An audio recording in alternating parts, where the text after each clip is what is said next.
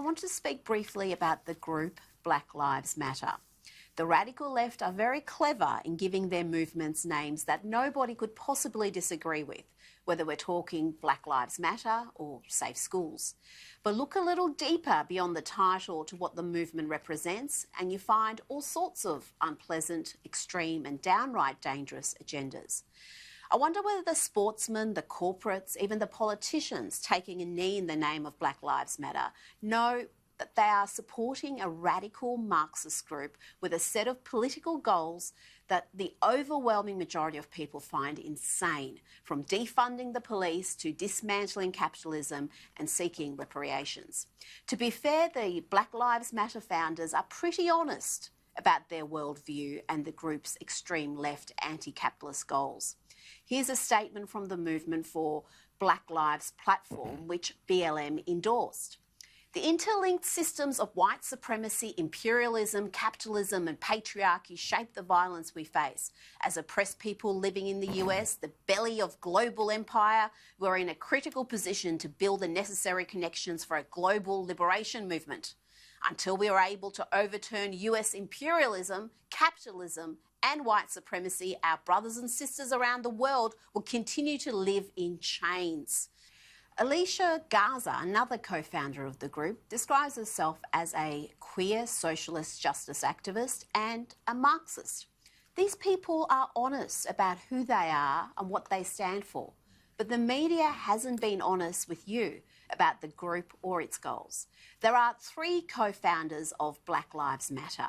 Here's the third, Opal Tometi, pictured with Venezuelan dictator Nicolas Maduro, a man who leads a socialist regime with the world's most brutal and murderous police force, responsible for the highest rate of killings by law enforcement officers. Indeed, Venezuela's rate of killings by law enforcement officers is more than double the next highest country, according to official data.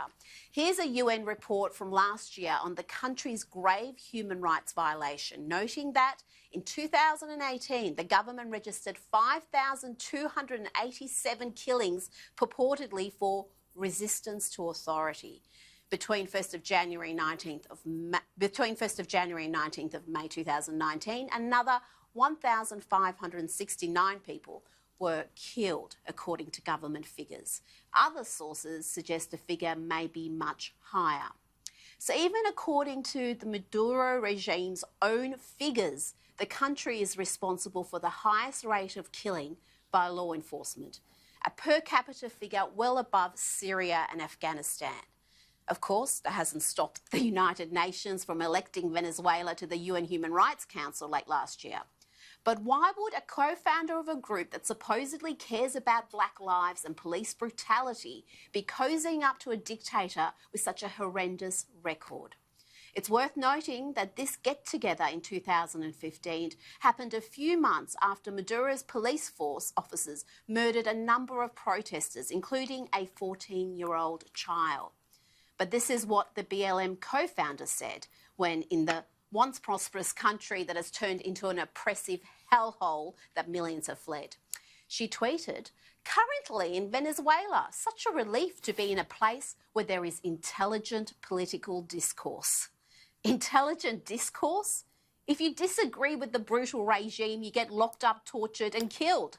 There is no discourse, only blind adherence and suffering in silence. And that's precisely what's been asked of you. If you object to Black Lives Matter's divisive brand of race politics, if you object to their anti-capitalist, anti-police, anti-meritocracy philosophies, you won't be shot, but you can be fired, cancelled, or declared a racist. If you're going to submit to the mob and take a knee, then know precisely what you're supporting. It ain't about racism or police brutality. It's about clearly defined extreme neo-Marxist ideology. You can't say you weren't warned.